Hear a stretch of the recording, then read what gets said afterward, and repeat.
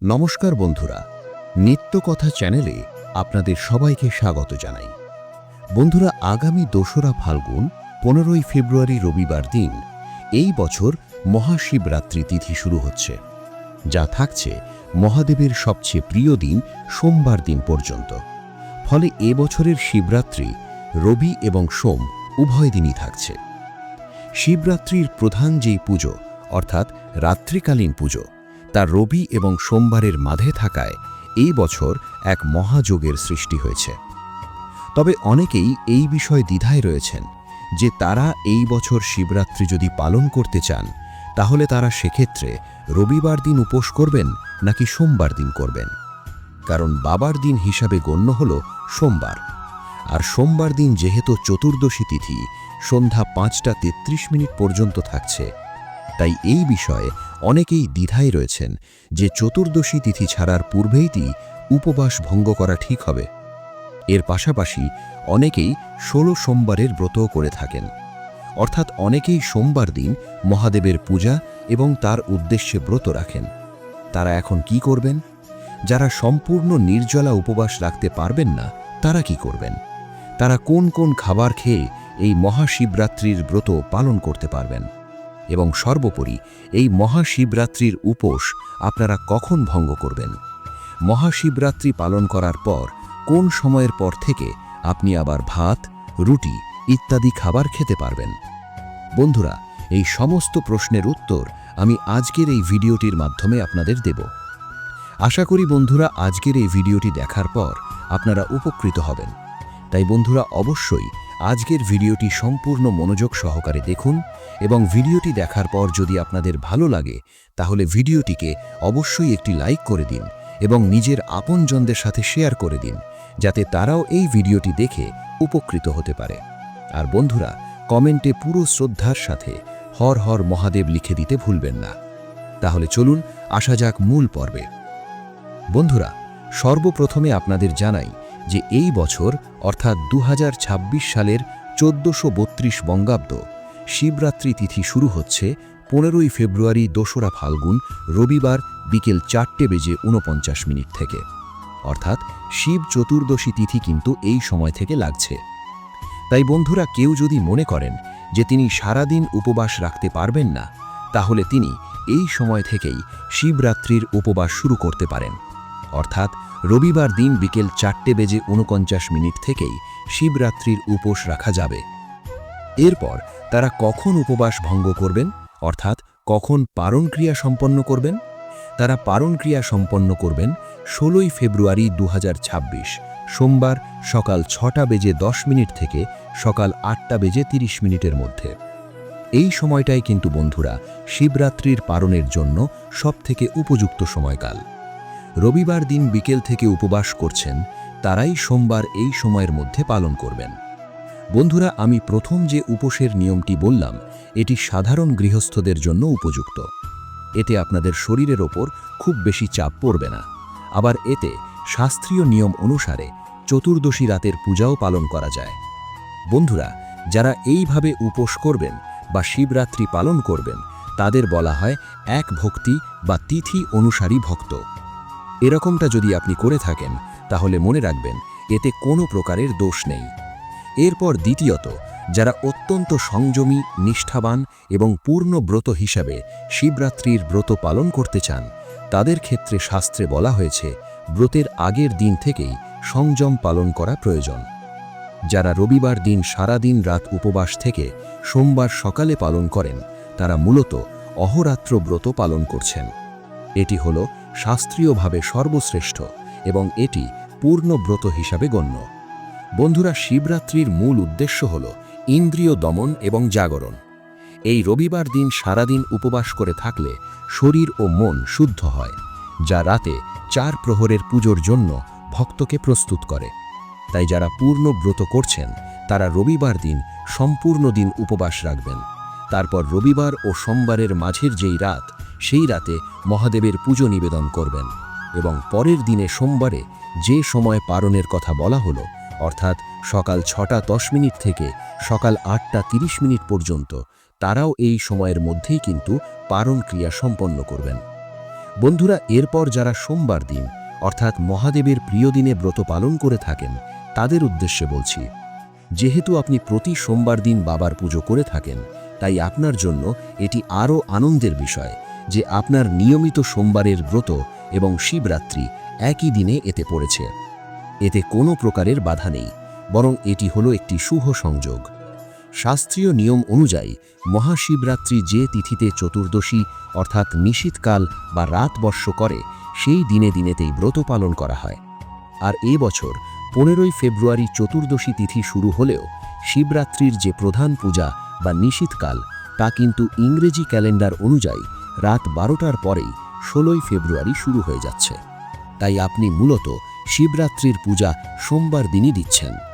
কিন্তু মনে রাখবেন যে শিবরাত্রির পারণ ক্রিয়া কিন্তু উক্ত সময়ের মধ্যেই করা প্রয়োজন, কারণ একবার নিশীথ পূজা হয়ে গেলে শিবরাত্রির পারণ ক্রিয়া মূলত চতুর্দশী তিথির মধ্যে সকালবেলাতে সম্পন্ন করে নেওয়া প্রয়োজন।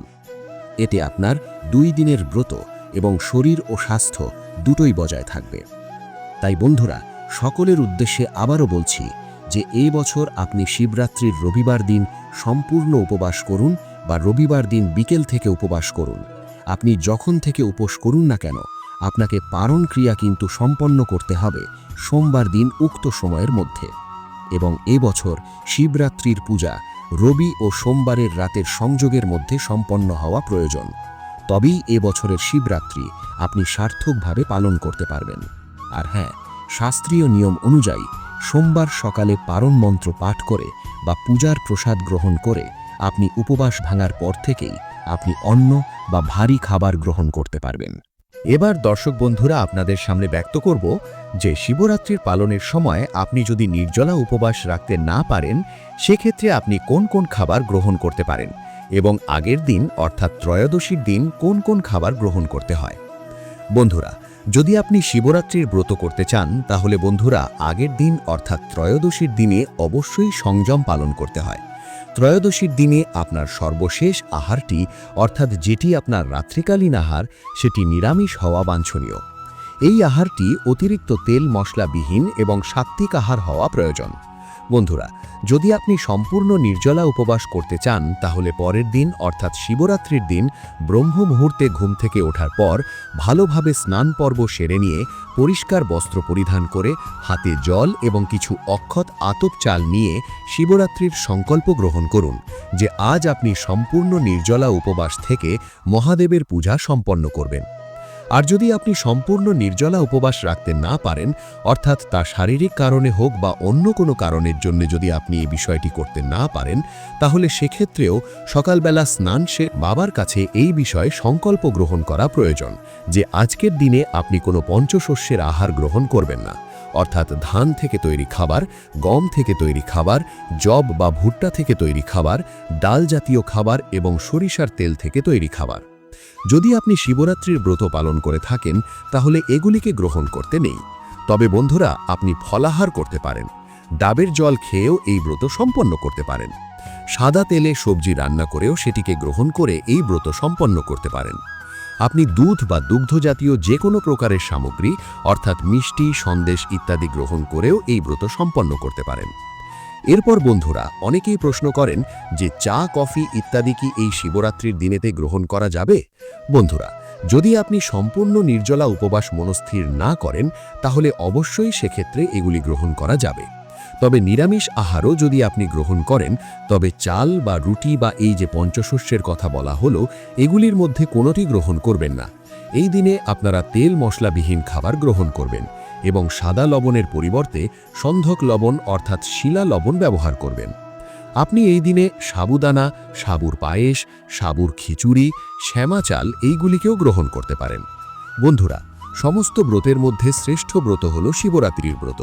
বলা হয় যে এই ব্রত পালন করলে ধর্ম, অর্থ, কাম, মোক্ষ এই চতুর্বিধ ফল লাভ করা যায়। শাস্ত্রমতে সকল ব্রতের সম্মিলিত ফল পাওয়া যায় এই শিবরাত্রি ব্রত পালনেই। তাই এই মহাশিবরাত্রির ব্রত নিঃসন্দেহে একটু কঠিন। এই ব্রত করতে গেলে অনেকটাই সংযম পালন করতে হয়। আর এই সংযম আমরা তখনই পালন করতে পারি যখন আমরা ব্রত পালনের পূর্বে সংকল্প গ্রহণ করি যে আজ আমি এই বিষয়টিকে পরিত্যাগ করব। আর বন্ধুরা, সেই কারণেই আমাদের সবথেকে প্রয়োজনীয় বিষয় যেটি হলো আহার, সেটিকে পরিত্যাগ করার কথা বলা হয়। এর মাধ্যমে আমরা নিজেদেরকে সংযমের জন্য প্রস্তুত করে থাকি। সেই কারণের জন্যই যদি আপনি সমগ্র দিন সম্পূর্ণ উপবাস থাকতে পারেন, তাহলে এটি খুবই ভালো। আর তা যদি কোনো কারণে সম্ভব না হয়, তাহলে এই সমস্ত জিনিসগুলি আপনি একবেলা গ্রহণ করে বাবার পূজার কাজে আপনি নিজেকে নিয়োজিত করতে পারেন। বন্ধুরা, যদি আপনি শিবরাত্রি পালন নাও করে থাকেন, তাহলে বন্ধুরা এই দিনে কখনোই কিন্তু আমিষ জাতীয় খাবার গ্রহণ করবেন না। বন্ধুরা, এই দিনে আপনি সবজি হিসাবে আলু, রাঙা আলু, চাল কুমড়ো, লাউ ইত্যাদি গ্রহণ করতে পারেন। তবে বন্ধুরা, এই দিন বেগুন খেতে নেই। এই দিন আপনি যে কোনো প্রকারের মিষ্টি জাতীয় ফল গ্রহণ করে এই শিবরাত্রির ব্রত পালন করতে পারেন। তবে এই দিনে টক জাতীয় ফল অবশ্যই পরিহার করুন। যারা বন্ধুরা এই দিনে উপবাস করছেন বা সম্পূর্ণ নির্জলা উপবাস করছেন, তারা পরের দিন বাবার যেই পারণ ক্রিয়া অর্থাৎ পারণের পূজা সম্পন্ন করার পর বাবার প্রসাদ গ্রহণ করে উক্ত দিনে তেল মশলাবিহীন নিরামিষ সাত্ত্বিক আহার গ্রহণ করতে পারেন। বন্ধুরা, এই দিনে বাবার উদ্দেশ্যে আপনি যে চাল নিবেদন করেছেন, সেই চালের ভোগের খিচুড়ি বা হবিষান্ন আপনি গ্রহণ করতে পারেন। বন্ধুরা, এই দিনেতে পঞ্চ রবিশস্য গ্রহণের কোনো প্রকারের বিধি নিষেধ নেই। আপনি নিঃসন্দেহে এগুলিকে গ্রহণ করতে পারেন। তবে বন্ধুরা, শিবরাত্রির এই পারণের দিনেও আমিষ জাতীয় আহার ত্যাগ করা প্রয়োজন। তো বন্ধুরা, আজকের ভিডিওতে এ পর্যন্তই। বন্ধুরা, আশা করি আজকের এই ভিডিওটি থেকে আপনারা অনেক প্রশ্নের উত্তর পেয়েছেন। আপনাদের এই ভিডিওটি দেখে যদি ভালো লাগে, তাহলে ভিডিওটিকে অবশ্যই একটি লাইক করে দিন। আর বন্ধুরা, কমেন্টে অবশ্যই পুরো শ্রদ্ধার সাথে হর হর মহাদেব লিখে দিন। আর ভিডিওটিকে নিজের আপনজনদের সাথে শেয়ার করে দিতে ভুলবেন না, যাতে তারাও ভিডিওটি থেকে উপকৃত হতে পারে। এবং এই চ্যানেলে যারা নতুন এসেছেন, তাদের কাছে একটি ছোট্ট অনুরোধ, আপনারা অবশ্যই চ্যানেলটিকে সাবস্ক্রাইব করে পাশে থাকা বেল আইকনটি অলে সেট করে দিন, এরকম ধরনের নিত্য নতুন ভিডিও প্রতিদিন দেখার জন্য। ঈশ্বরের কাছে প্রার্থনা করি আপনারা সবাই ভালো থাকুন, সুস্থ থাকুন। জয় শ্রীকৃষ্ণ, রাধে রাধে, জয় মা দুর্গা।